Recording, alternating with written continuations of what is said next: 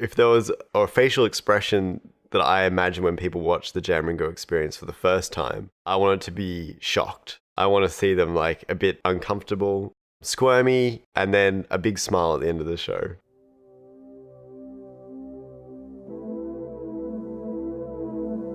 Jam Ringo comes from a character on a YouTube video, which is Jack Jam Ralph, which is kind of like adding jam to the middle of my name. And then I'm a big fan of Ringo Starr from the Beatles. And so to kind of parody Ringo Starr, I put Jam and Ringo together and made this weird character. The biggest inspiration for Jam Ringo would be looking back at like some of those 70s talk show TV shows. The bands have these strange sets, very kind of done up in odd costumes, and the host is always in like a very kind of funky suit. It's also the style and aesthetic that I just can't get enough of. Teaming that with the talk show with bands of modern psychedelic music is like the perfect sort of match.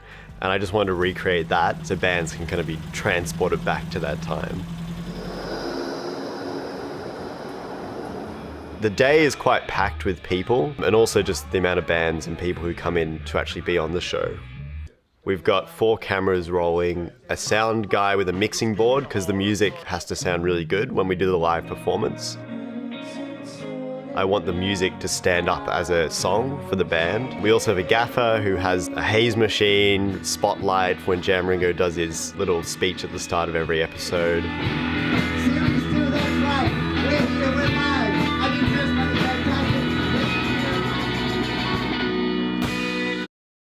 The editing of the show is kind of crazy. Like once the bed and the whole interview is there, then it kind of gets down to like, all right, I need to cut this bit out. How can I cover that transition? I'll put a seagull flying through with a squawking noise to cover that audio cut. It can be really weird stuff. Out of all the phases of making the Jam Ringo Experience, my favorite bit is on set. Like as soon as we kind of have everything set up and the moment we start recording and Jam Ringo bursts out of that golden curtain at the start and starts the monologue, the band's playing their music, that's it. No matter what planning has happened before then or what the editing is going to be like, we're just rolling. And so that's the most in the moment fun bit.